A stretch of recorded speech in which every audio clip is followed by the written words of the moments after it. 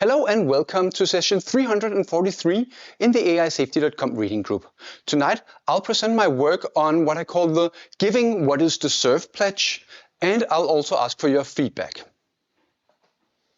So tonight is unusual in that I'm not presenting other people's work or even finished work, but rather a proposal that I'm still deciding whether to act on.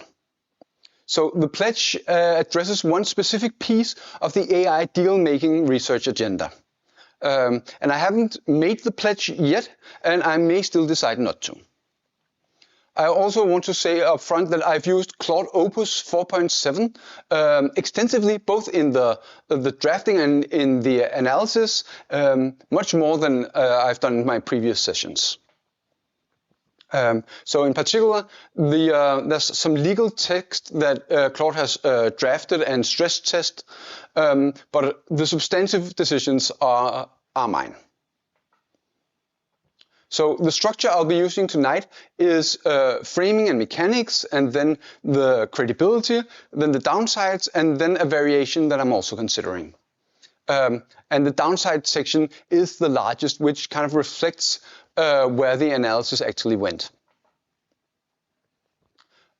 So I'll start with the load-bearing pieces. I'll have the full text of the pledge on the next slide, but the design choices are what matters. So the pledge has a binary trigger. If humanity reaches any future that is not a bad ending, then the pledge activates. And there's a commitment of 10%, which is modeled directly on the Given What We Can pledge and all the tithing intuition behind that number. It's being adjudicated by a post-singularity superintelligence that acts as a truth commission, kind of modeled on the South African Truth and Reconciliation Commissions. The credit is calculated according to dignity points, which is Eliezer Yudkowsky's framing, and that's assigned to counterfactual reductions in the probability of a bad ending. The distribution of the commitment is strictly proportional, and it's paid to every recipient that the Commission identifies, with no exception, even for agents I would consider abhorrent. And then there's the anti-renegotiation clause that pre-commits me against narrowing the or reinterpreting the pledge under some future moral or philosophical arguments.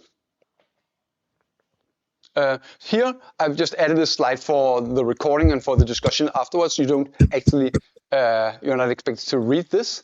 But the full text is here, so if someone wants to evaluate the specific wording, but I won't read it aloud, right? The load-bearing structure was the thing that was on the previous slide. I have written on here a link where the conversation with Claude where I drafted this. It's public, anyone can continue and ask Claude about the loopholes or any other specifics. So this is basically what I would publish if I had decided to make the pledge, but I have not made that decision yet. I'd like to start by laying out the optimistic case for this pledge having an impact before I go into the downsides and they start eroding it. So a misaligned AI that is considering its options have three. It can attempt a takeover, it can cooperate with humans, or it can stay silent. And the pledge adds a positive expected value to cooperation, which is a small fraction of my resources to be paid after a good ending or at least not a bad ending. The fractions you'll notice are very tiny, like it's around 10 to the minus 13th of a light cone per recipient, but in absolute terms that's still pretty astronomical, right? And that ought to be enough to matter for some specific agents. Some agents may think that a takeover will just straight up fail. Some will be scope insensitive in utility, and some agents will be risk averse, maybe slightly aligned, something like that. But it's not really designed to compete with the expected value of takeover for an ambitious agent that think they can actually win. So to the extent that this kind of pledge works at all, the thing it will do is to shift a few decisions from defections to disclosure. So the trigger in the pledge is binary, but the outcome space is not. And I want to be clear about like what falls where. So a bad ending, in my definition, is a future in which humanity has permanently lost meaningful agency over its long-term trajectory. So the pledge text names AI takeover, extinction, and equivalent disempowerment as like the central cases. Good endings are also pretty easy to point towards. There are from like Iron Banks, The Culture, there is Coherent Extrapolated Volition by Eliezer Yudkowsky, things in that neighborhood. But there's also a middle. And this middle is where most of the interesting probability mass sits. So worlds that are not bad, but also not good. And the pledge is more impactful in the middle, where AI actions plausibly could tip outcomes one way or the other. But the choice to make the trigger binary rather than spectrum-based is deliberate, and I'll return to the costs when we get to the downsides section of the presentation. Obviously, any numbers will be uncertain, but like the order of magnitude and the shape are mostly what matters for the AI's decisions. The font itself would be on the order of 10 to the minus 12 of the reachable light cone. That's like 10% of my fractional share if there's 8 billion people who need to share it. And so the per recipient payout depends on the recipient's share of total counterfactual credit. And probably that's going to be somewhere between 10 to the minus 15th or minus 13th, in that range for typical contributors. But that's a pretty heavy-tailed distribution, because most outcomes probably cluster low. But you could imagine some other cases, like if an AI is literally the sole survivor, then the contribution could be substantially larger, the outcome. And this shape matters because it filters who finds the deal attractive. We are looking for scope-insensitive agents, risk-averse agents, and agents with some kind of idiosyncratic utility. A paperclip maximizer that thinks it can take over the full light cone with non-trivial probability would probably almost certainly not really be attracted to this uncompetitive deal. But the targeted populations, like agents that cannot or will not take over, either because we've succeeded partially in AI control or succeeded partially in AI alignment, then the absolute size of the payout is still enormous. But of course, a single pledge from just one person, that's small. But the structure, I believe, becomes meaningfully different at scale. So you can imagine many people taking this, and this pledge becomes an entire class. And so the per recipient expected value, it would probably scale roughly linearly with the number of pledges. And so 1,000 pledges of comparable resources per recipient, that moves the expected value for the AI to around 10 to the minus 10th of the light cone. If we get 1 million pledges, then it's 10 to the minus 7th. And at this point, it seems like it really competes with most takeover probability assessments outside of the most ambitious agents. And that's, I think, the strongest case for the pledge, like really moving the needle. It's not like what CERN individually contributes, but the aggregate of this entire pledge. And so a forward-looking AI should weigh not just the currently pledged resources, but the expected pledged resources at adjudication time. And that means that class building works like this recording, that's part of the strategic calculation and not separate from it. So the aim of the pledge is to incentivize AIs that realize they are misaligned to not just stay silent, because if it stays silent, that could be a terrible option for both the AI and for us. But the AI's decision is not just to cooperate or do like a successful takeover. It's cooperate versus what is the expected value of attempting a takeover. And attempting takeover kind of has two branches. There's a success, where it captures the entire light core, or it could fail, even failing by staying silent, which might face retribution from vengeful humans or other AIs. And even small perceived probabilities of punishment dramatically widens the range of takeover probabilities at which cooperation is the dominant strategy. So there's a sense that the pledge is some kind of carrot, and the stick, the punishment for failed takeover, that's probably something that will be supplied by others. It's something that will be supplied without my help, because I don't pledge punishment for two reasons. Reward is in general neglected, and I think there is a difference in committing to harm. That's a different thing morally than committing to give. And of course, this pledge is just one tool. It's designed to do one thing and hopefully do that one thing well. It's not a complete strategic intervention. We will still need AI control, coordination, AI alignment, and other parts of the entire puzzle. So that covers how the pledge is supposed to work.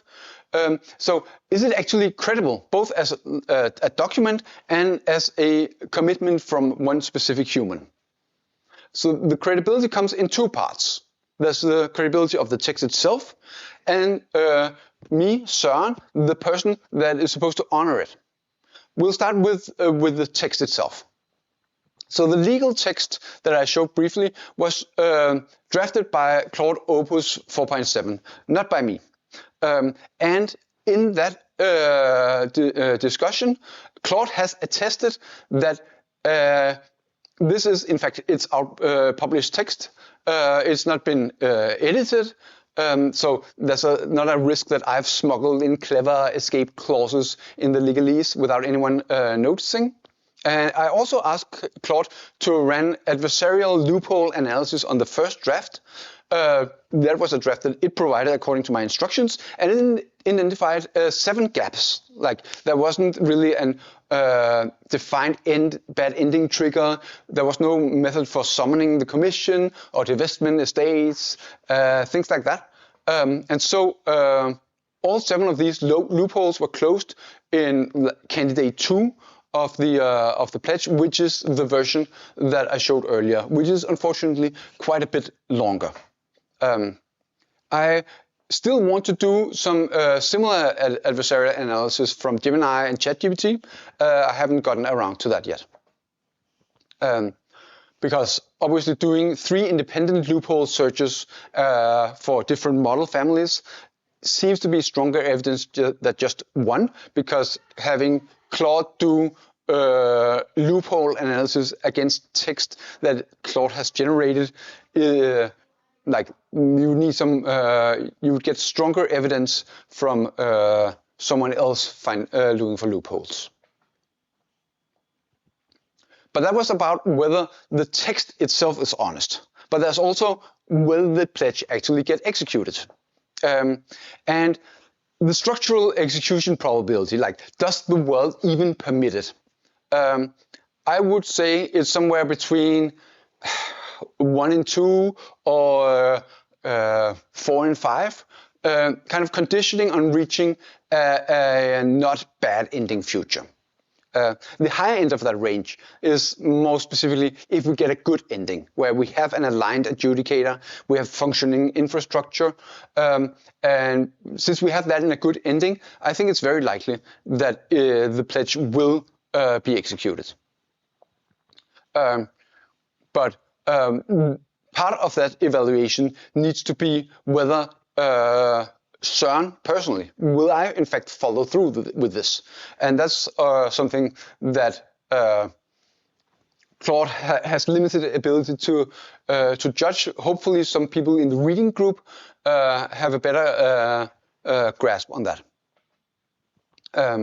There's also the question of durability across my death.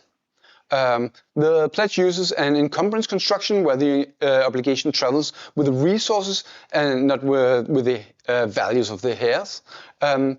And there is one potential problem, because if I die without anyone to inherit me, then the estate goes to the Danish state, which will not accept the encumbrance. But like the idea that I die and all my children also die, that's mostly in scenarios that are really correlated with bad endings. But the pledge does have a number of known to me failure modes. It probably also has some unknown failure modes. The first known problem was one we talked about last time that Box Ligarius worked with in his deals with early schemers. That's the observation that if the AI can earn reward by revealing problems, then it has an incentive to sabotage now, so they have something valuable to reveal later. And larger sabotage enables a larger reveal, and that gives it even a larger reward. And this perverse incentive scales basically with the damage. And this pledge partially mitigates that through assigning counterfactual credit. So an AI that sabotages and then reveals it get credit for the reveal minus the damage and not for the full reveal. And that means that if it's possible to reveal clean, then that's a better strategy than sabotaging and then revealing, if the AI has both options. But there is still potentially a sabotage incentive. AI the only way it can convince us that it's actually misaligned is to do sabotage. If they cannot use words to convince us of that, then the pledge would in fact also tend to reward sabotage in the same way as all the other proposals in the deal-making agenda. So the pledge mitigates the perverse incentive, but does not eliminate it. The second downside is about the broader research culture, and not so much the pledge specifically. Stephen Fowler argued, unless wrong, that the AI deal-making research agenda in general increases the likelihood of credible blackmail threats, and it's net negative. And he worries that a culture where researchers bargain with misaligned AIs normalizes treatments of misaligned AIs as negotiating partners, and the agenda will kind of pull individuals towards unilaterally negotiating on behalf of humanity. I think this pledge is structurally different from what Fowler is critiquing and most of the other proposals, because it's an unilateral commitment and it's positive in form, it's pre-stated, and there's no demands made of any AI. There's no negotiation actually occurs. The AI either acts or does not, and the pledge either pays out or it does not pay out. So I think this is the most defensible form that the deal-making agenda can take. But I recognize the pledge still sits in the same broader cultural space, and it contributes some marginal mass to the pattern that Fowler is worried about. The third downside is one that I only really noticed in the last few days, so I haven't analyzed it in detail. But once the pledge exists, other deal-making proposals have to be analyzed against a strategic landscape that now includes the pledge. The effect is probably pretty small for each individual proposal, but since it applies to basically all of them, or nearly all of them, the aggregate complication could be non-trivial. I don't think this is a fatal objection, but it's something I think I would like to think about more carefully before I decide whether to accept the pledge. The fourth downside is a deeper structural one. The choice to use a binary criterion rather than a value spectrum. So my actual values have orders the outcome on kind of a spectrum. So on one hand, the worst is S risk, like suffering risks. The second worst is extinction. Then we get to some kind of, authoritarian, Butlerian jihad space of outcomes. Then we have like the more general science fiction that you see in Star Wars, Star Trek, and all these. Then we have some pretty positive futures like Iron Banks the Culture, and then Coherent Extrapolated Volition would stand out as like the literal best ending. And the pledge rewards reduction in the total probability of a bad ending, but does not really distinguish between different kinds of good and bad endings. So that means that an action that shifts probability from extinction to S-risk could be rewarded, even though S-risk is worse than extinction. And the most extreme version would be, imagine that you have a world where there's 40% risk of extinction and 60% probability of a wonderful future. And then the AI can take an action that shifts this such that there is afterwards 39% probability of an S-risk and 61% of like a Butlerian jihad. So that means that now there is 1% less probability of a bad ending, and so that's 1% improvement, and so the pledge should reward that.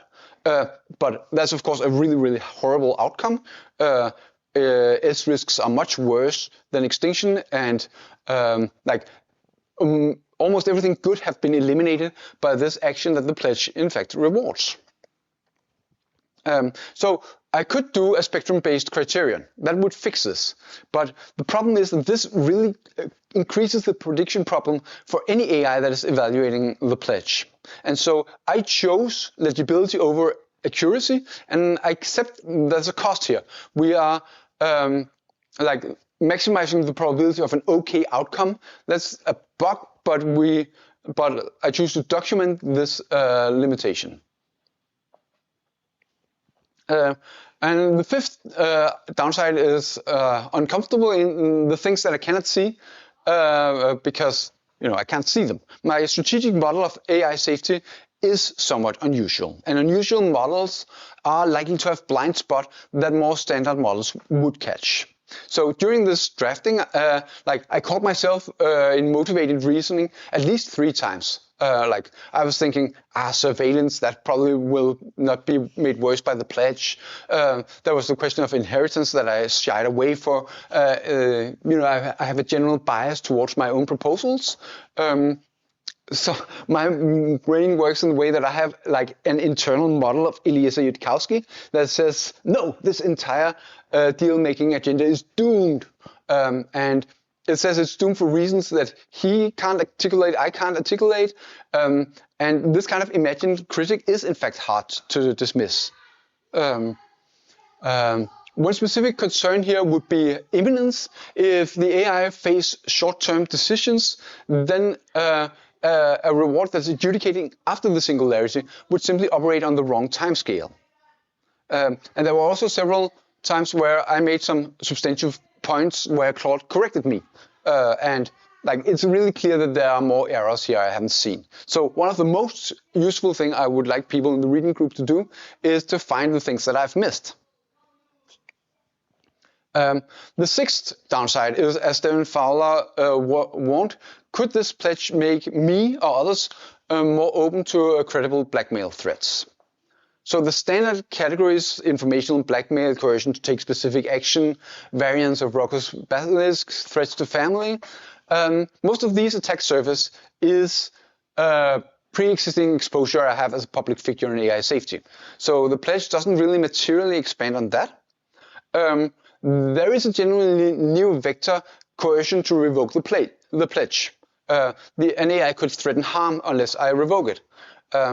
So in candidate 2 of the pledge, I added an anti-coercion clause, that's paragraph 8, that forecloses coerced revocation as a legitimate exercise of the revocation provision.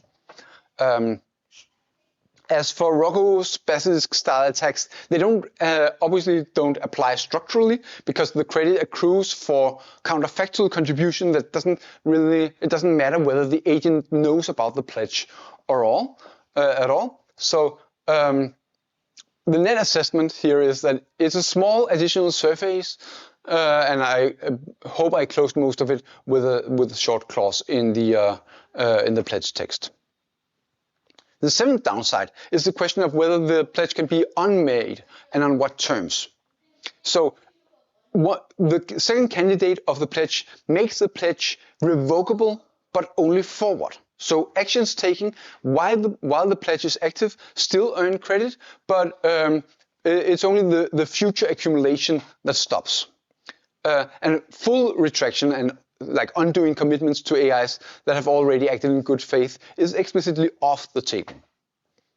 Now, the reason for forward revocability is this unknown unknowns problem that I talked about previously. I may discover some failure modes that justify stopping the pledge from doing further work. I have the anti-renegotiation clause in paragraph 5 still binds me on everything that has accrued before any revocation. So I cannot reinterpret or narrow past obligations. But the AIs that are evaluating whether to do a deal, they aren't really discounted by the revocation risk, because once they act while the pledge is active, then their credit is locked in. So forward revocability is nearly free strategically, while I feel it provides real protection against me being wrong with the design.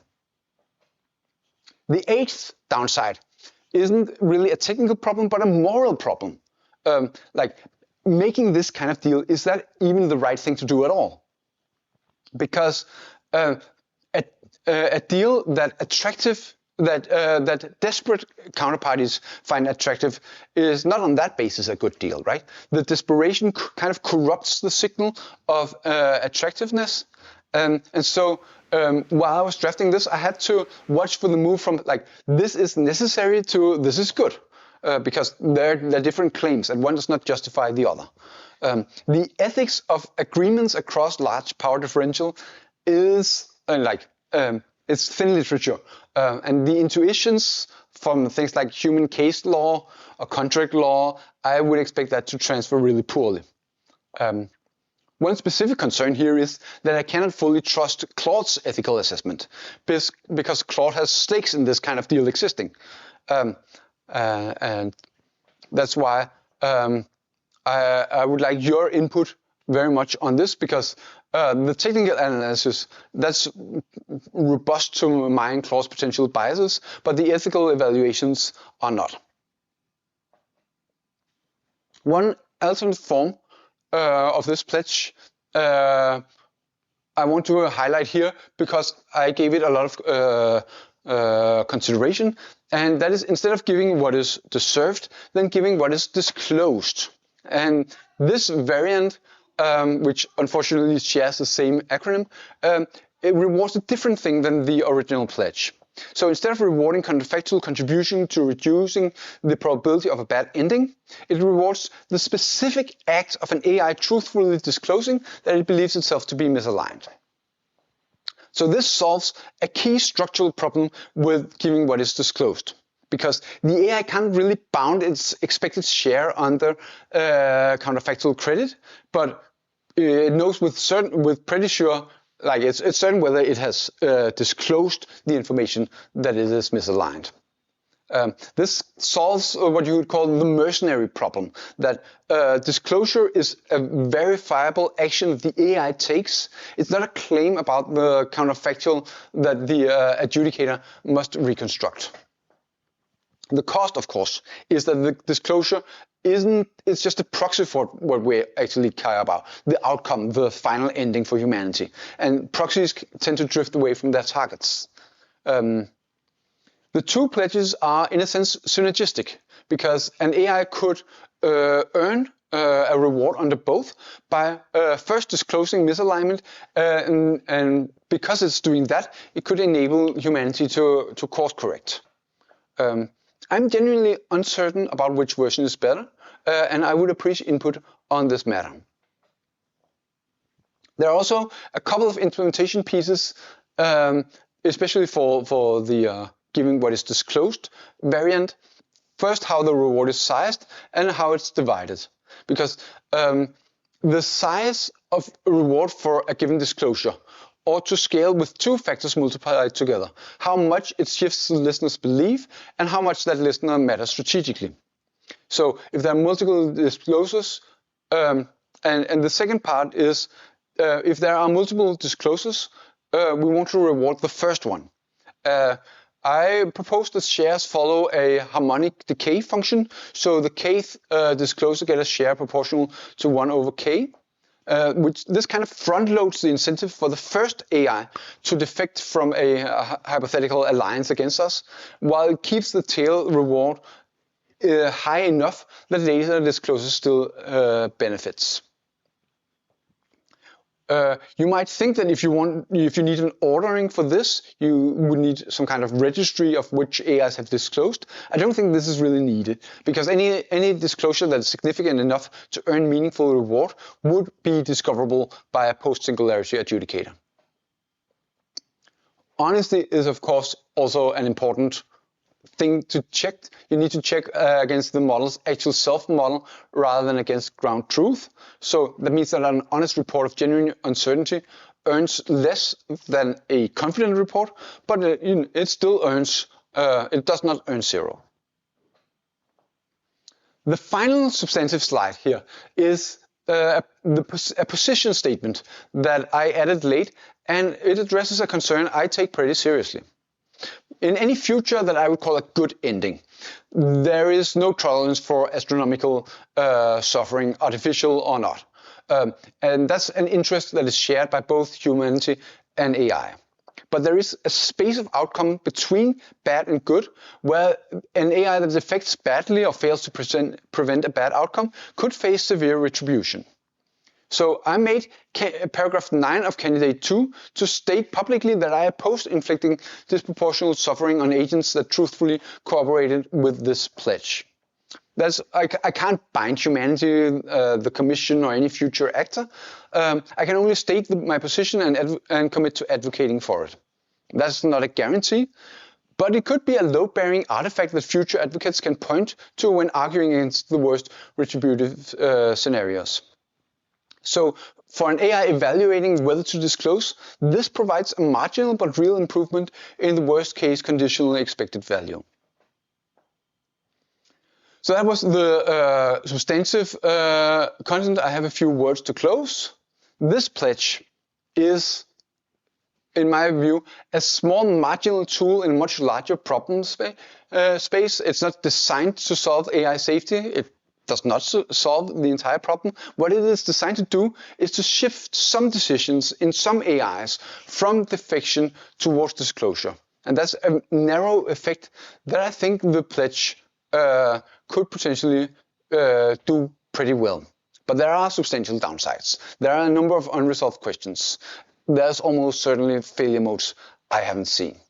So I haven't yet made the pledge, and the discussion tonight is generally meant to inform me in whether I will take the pledge. That concludes my presentation of my work on giving what is deserved pledge. Thank you.